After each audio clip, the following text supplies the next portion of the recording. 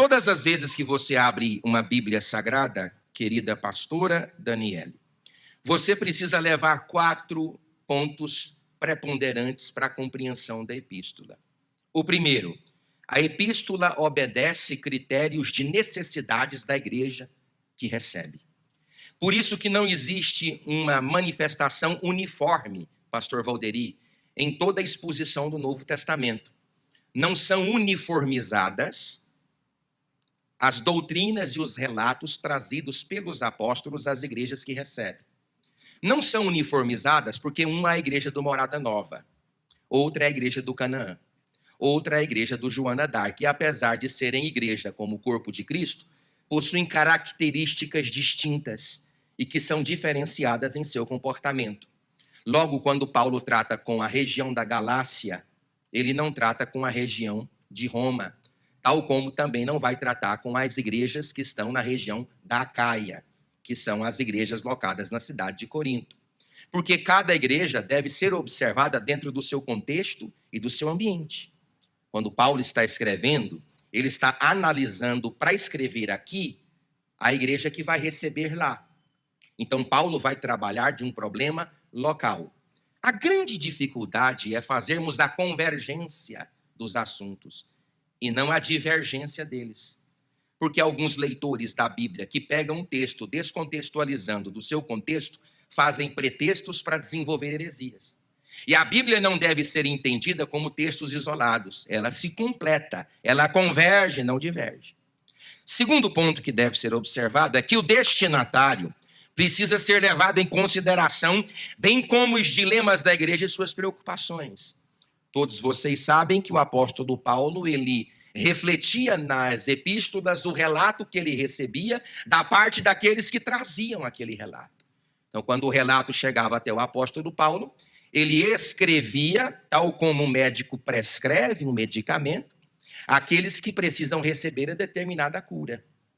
Qual é o problema que Paulo está pretendendo tratar nesta igreja? A controvérsia judaizante. Qual é o problema que Paulo está tratando na igreja aos Colossenses? A controvérsia gnóstica. Qual é o problema que Paulo está tratando na igreja de Éfeso? A controvérsia eclesiológica. Então, cada controvérsia é tratada. Eu não posso tratar uma dor de garganta como quem trata uma dor de cabeça. Eu não posso tratar uma dor nos meus ossos como quem trata uma dor muscular ou uma estomacal. Eu preciso obedecer critérios de compreensão para estabelecer a medicação correta. Então, o destinatário precisa ser observado. Terceiro ponto. O teor da carta é extremamente polêmico e apologético. Mas o que é que Paulo quer defender? Primeiro, ele mesmo. É a única carta das 13, pastor Luiz, que Paulo não começa romanticamente. Ele começa fria, dura e peremptoriamente. Antes de apresentar a saudação do Deus que lhe fez escrever a carta, ele faz uma defesa, uma apologia de seu ministério. Ele faz um radical desabafo à igreja que está recebendo essa carta. Ele não diz que a graça, que o poder, que a harmonia, assim como ele diz em Roma, em Corinto, em Éfeso, em Colossos. Todas as epístolas de Paulo é acompanhada de uma única saudação. Nesta não, é diferente. Porque a proposta de Paulo é fazer uma apologia de si mesmo. Pastor, mas não tem uma fala que diz que pastor não se defende? Sim, pastor não se defende. Quem defende pastor é Deus. Pastor não tem autoridade de se defender, porque todas as vezes que eu me proponho a falar, quando Deus se cala, eu estou estrupiando o processo que Deus faria se eu tivesse ficado calado. Então, pastor não se defende. Se pastor não se defende, por que Paulo se defende? Porque não é a autoridade apostólica que é questionada, é a mensagem apostólica que é duvidada. Então, Paulo não pode defender a mensagem sem defender o apostolado. Ele não defende o apostolado por causa dele. Ele defende o apostolado por causa de sua pregação. Tanto é verdade que no versículo 5 ele diz, olha, ainda que nós, ou qualquer outro ente que venha do céu, que vos anuncie, a preocupação de Paulo não é da boca que abre para falar, mas daquilo que está sendo falado. Então ele não pode defender o que ele fala, se primeiro ele não defender quem está falando. Porque hoje nós vivemos em um tempo onde quem fala é mais importante do que o que está sendo falado. E todo pregador da palavra, comecei, hein? Comecei. Vocês estão ouvindo o pastor, irmão? Diga amém. Nenhum pregador é maior do que a sua pregação. A pregação não sai da mente do pregador, emana do texto. Eu não imponho como quem faz exegese aquilo que o texto está dizendo, ou aquilo que o texto deveria dizer. Eu faço ex, que é a extração, gesese, e me proponho a falar o que o texto já está falando. O texto não fala agora porque abre a minha boca, o texto está falando há mais de 2000 anos.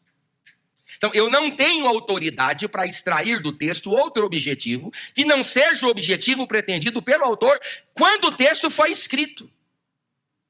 Pastor, então eu não posso dar sentidos diversos aos textos bíblicos? Eu só posso trazer um sentido diferente do sentido proposto pelo autor com conexão e aplicação prática, não por interpretação e exegese. Então a proposta em terceiro lugar é extremamente polêmica e apologética, mas defender o quê? Defender a Paulo, porque Paulo, como emissário, ele precisa defender a mensagem que ele carrega. Você pode dizer glória a Deus? A quarta verdade para você pegar essa epístola e começar a ler, o seu apostolado, ele é em segundo lugar, a sua pregação vem primeiro. Mas ele não pode defender a pregação que vem primeiro se antecipado e previamente ele não defender quem pregou. Porque o contato dessas pessoas com Paulo é um contato gentílico, é uma comunidade gentílica. O primeiro concílio da igreja cristã foi o concílio de Jerusalém, para resolver, inclusive, questões que foram levantadas aqui na região da Galácia do Sul, Antioquia da Pisídia, Listra, Icônio e Derbe, sobre qual deveria ser o papel dos gentios na comunidade cristã. Porque os judeus estavam impondo aos gentios as práticas, a cultura e a ortodoxia judaica. E o cristianismo nunca impediu ninguém de ser judeu porque agora é cristão. Mas também nunca vai impor ao cristão entidades ortodoxas que são categorizadas no universo judaico. Eita, pastor, mas é difícil de entender? É difícil mesmo. Aí não tem jeito, tem que deixar a cabeça fumaçar, filhão. O que você quer, chupar a balinha na igreja o tempo todo? Olha quantos anos que nós estamos aqui, só eu. Mais de 6 anos.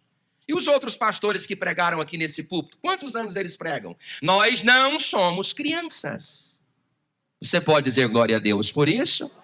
Nós não somos mais meninos espirituais e necessitamos de alimento sólido para a nossa espiritualidade. Você pode dizer glória a Deus?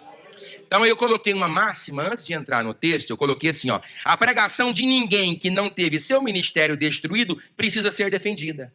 Não precisa.